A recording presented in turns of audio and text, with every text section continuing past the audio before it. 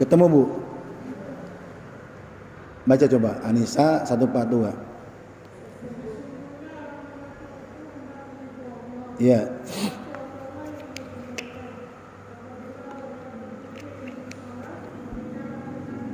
Tuh ya. Iya. Iya. Tuh ya. Jadi fasik, munafik, kafir beda. Kalau kafir dia meninggal, kalau tahu ulama ya, kalau kafir itu dia meninggalkan sholatnya karena keyakinan sholat itu tidak wajib. Walaupun dia kadang-kadang sholat, tapi mencampakkan di hatinya nggak wajib, sholatnya nggak wajib, itu kafir. Pak dia yakin sholat itu wajib banget, dia tahu banget, dia paham banget, tapi nggak ngerjain, fasik. Pak dia sholat Pak, waktu zuhur 2:30 sih dia sholat, asar 5:30, subuh ya 6:30, ya setengah mau jadinya, ya setengah main ya. Kena dia, pemalas itu kena, kalau mengkarakter ya, kena ayat barusan yang ibu baca. Innal munafiqina yuhadi'una Allah wa huwa khadi'uhum. Sesungguhnya orang munafik itu hendak menipu Allah, pura-pura gerak-gerik mau sholat, duduk mau sholat, jungkir balik sholat, padahal malas. Di dalam hatinya mudabdabin, ragu. Bener nggak sih? Ragu berarti ada iman sedikit, cuma ragu, lebih banyak ragunya. Akhirnya sholatnya malas. Nah ini bahaya juga nih, ya, nggak kalah bahayanya. Dilengkapi sudah sholatnya malas, faiza qomila sholakomu kusala, malas, yuraunan nas, sekalinya sholat raja rada bagus gerakannya, tapi ria depan mertua atau calon mertua, ingin dilihat orang, yuraunan nas. Dilengkapi semakin jelas munafiknya, 1000% munafik. Wala yazkurunallaha illa qalila. Dan orang munafik itu tanda-tandanya sholatnya malas, ibadahnya ria, sedikit zikirnya sedikit ya, sedikit. Kalau lagi kejadian aja astagfirullah katanya, kalau lagi kena musibah aja Allahu Akbar katanya. Kalau kena gempa aja Allahu Akbar innalillahi katanya. Lepas musibahnya, lepas gempanya, lepas miskinnya, lupa, nggak zikir lagi. Makanya kalau kita sering diuji oleh Allah, lisan sering berzikir, alhamdulillah masih ingat Allah dengan lisan kita. Makanya untuk mengkanter dan mengkaper kita sifat munafik, pagi sorenya sudah menjadi kebutuhan. Zikir pagi, zikir sore itu untuk mengkanter lisan kita agar banyak berzikir. Belum zikir ba'da sholat, belum zikir sepanjang hayat, nggak pernah berhenti, lagi masak berzikir, selesai masak berzikir, menghidangkan berzikir. Zikirnya apa sih? Ya udahlah, pertama bismillah, penutup hamdalah, itu zikir.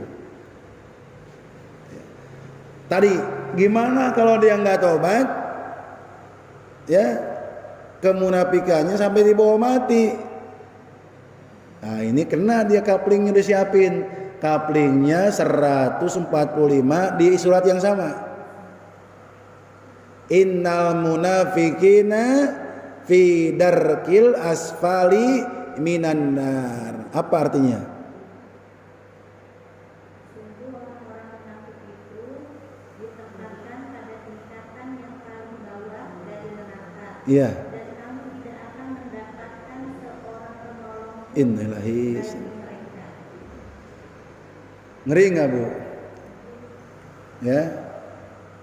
Makanya cabut, copot, lepas sifat kemalasan yang ada pada diri kita. Diri kita dulu selamatin, baru orang lain. Ya. Baru orang lain. Ini yang kemunafikan ke bawah mati.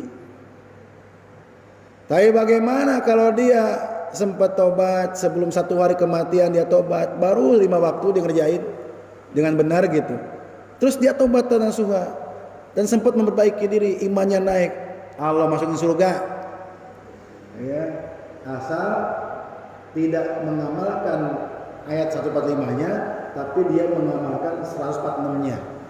Kalaupun sempat di 145-nya diamalkan buru-buru, 146-nya apa tuh?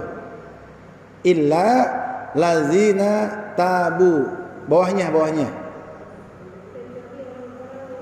bertobat. Terus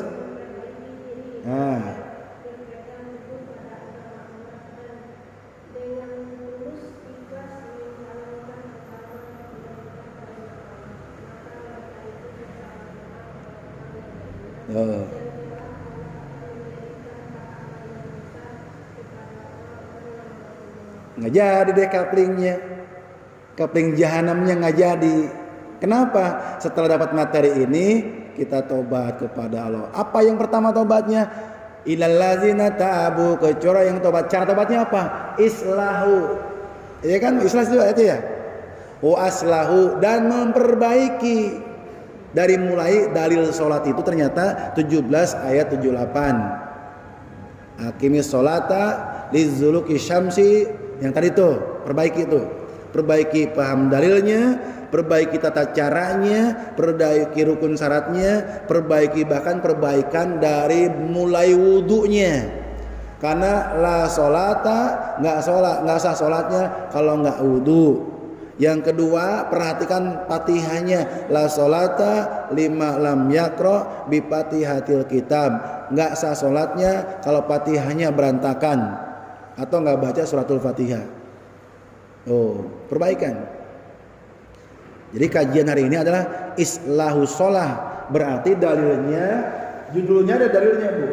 Apa? An-Nisa 146.